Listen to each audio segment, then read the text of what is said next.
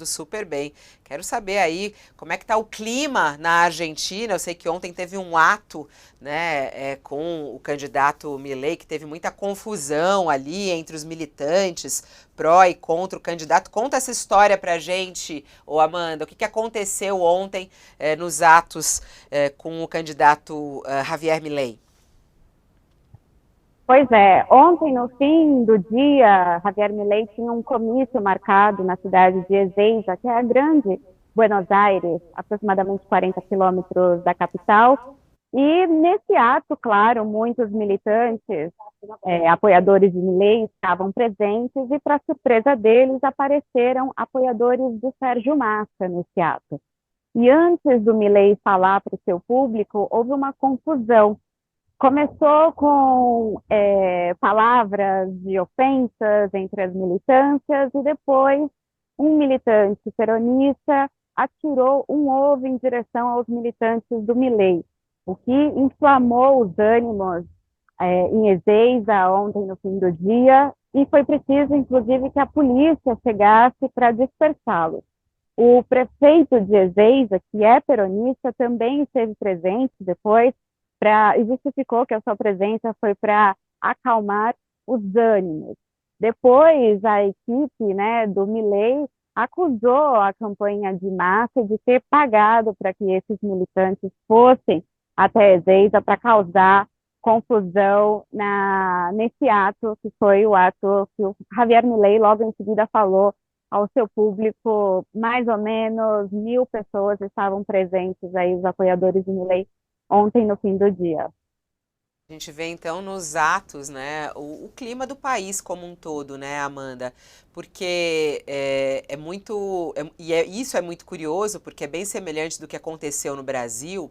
Né? Aqui no Brasil, as pesquisas de intenção de voto mostravam Lula mais à frente, mas aí na Argentina, as últimas pesquisas, e parece que agora nessa semana não pode ter pesquisa de intenção de voto, né? Até queria que você explicasse isso pra gente, mas as últimas pesquisas divulgadas, elas mostravam, de certa maneira, empate técnico. Então a população argentina tá, quem será o novo presidente da Argentina, né? O ponto de interrogação, ele é real neste momento, né, Amanda?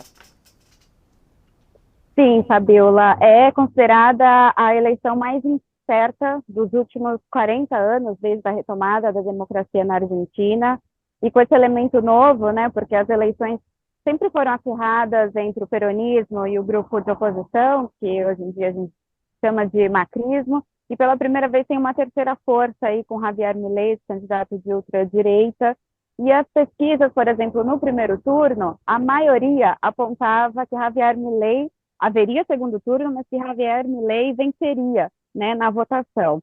A única pesquisa, que foi a pesquisa Atlas, disse que Massa venceria no primeiro turno, haveria segundo turno, mas Massa sairia vencedor. Essa foi a única pesquisa que, de fato, correspondeu às urnas, né?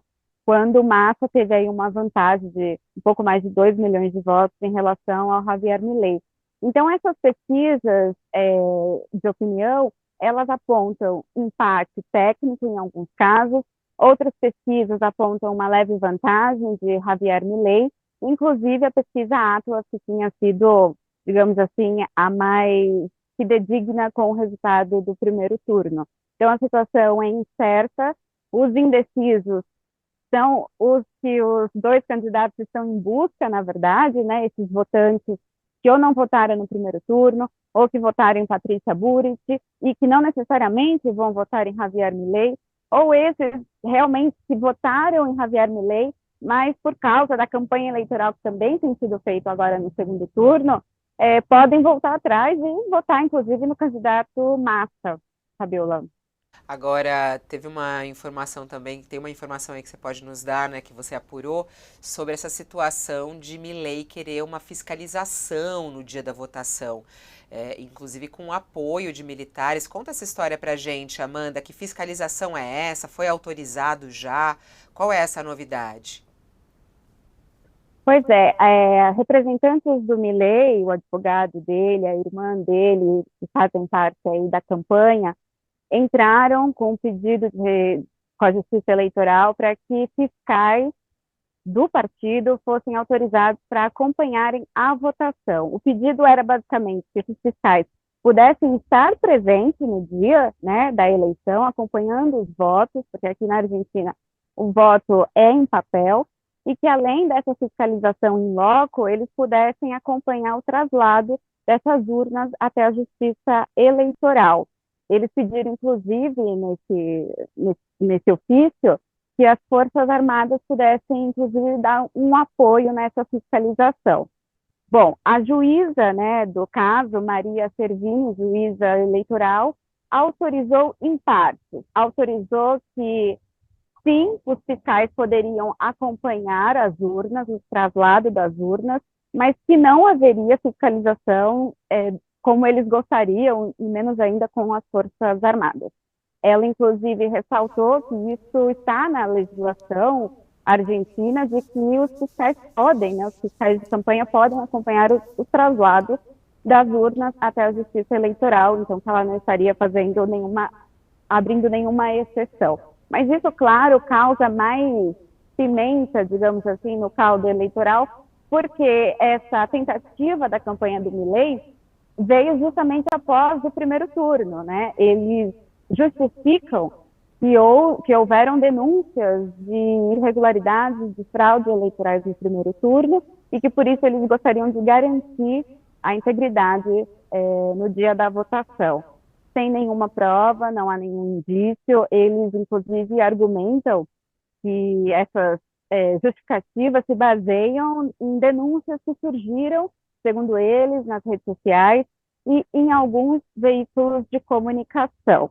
Inclusive, a campanha do Milei reforçou que gostaria de uma fiscalização maior em algumas províncias da Argentina, províncias do interior do país, do norte do país, que, segundo eles, são províncias que as pessoas recebem auxílio do governo e que, por isso, tenderiam a votar aí Sérgio Massa, inclusive uma visão um pouco preconceituosa, né, desses eleitores, para justificar aí o motivo da necessidade de fiscalização nas urnas aqui na Argentina. Não é à toa que ele é chamado de Bolsonaro argentino, né, Amanda? Ó, muito obrigada pela sua participação. A gente se fala amanhã aqui. Até. Bom trabalho para você aí em Buenos Aires, Amanda. Obrigada, até amanhã. Até amanhã. Eu volto aqui com o Josias e com o Sakamoto. Curioso, né, o comportamento do Milei, né, Josias? É muito semelhante com o que a gente viu acontecendo por aqui. Você tem alguma aposta, Josias? Você acha que ele consegue vencer a eleição argentina, o Milei? A Tivemos um cultura, né, está probleminha? muito dividida lá. Ah, tá ouvindo. Tô te ouvindo, Josias, pode falar. É impossível fazer qualquer tipo de aposta, né? É uma eleição muito apertada. Agora, impressiona as semelhanças, né, do quadro político vivido na Argentina com o que vivemos aqui na eleição do ano passado, né? E esse filme, esse replay que a Argentina está vivendo, não conduz a um bom quadro, né? Essa divisão, essa política baseada na raiva, na suspeição, isso produz um divisionismo que corrói a sociedade, né?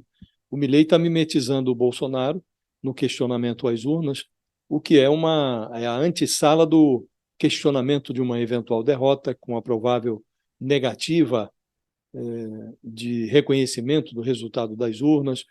Tudo isso é dramático para um país que está na situação em que se encontra a Argentina, com inflação de mais de 140%, uma economia absolutamente destroçada, e isso exigiria o enfrentamento desse quadro, desse cenário, exigiria uma união nacional. E o que nós estamos assistindo é uma divisão que deve se acentuar. O candidato vencedor precisaria ter essa dimensão do problema e precisaria ter um discurso que ornasse com essa necessidade da união nacional. Então, o vitorioso precisa imediatamente, o primeiro discurso dele, ele tem que chamar os derrotados ou os eleitores que votaram no adversário para se unir num esforço para arrumar as contas nacionais, para arrumar a situação política do país. Não parece ser